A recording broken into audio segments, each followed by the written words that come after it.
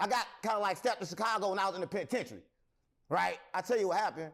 I was in the penitentiary because I was, I ain't gonna talk about that because that's kind of like bad.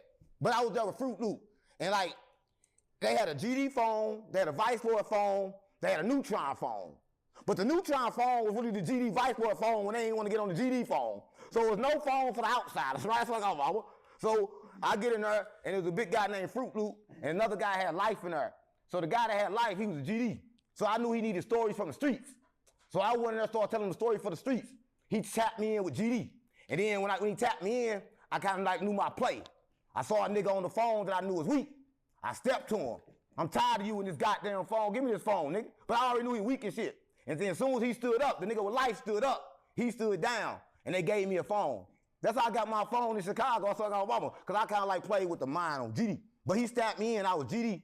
I got out, Fruit, went to the Greens, they stabbed me in, I was GD. But then I'm kind of like Vice Lord too. And I'm Cobra too, because I fuck a snake in them over there with Cobra. So I'm everything, gang. That's what I want.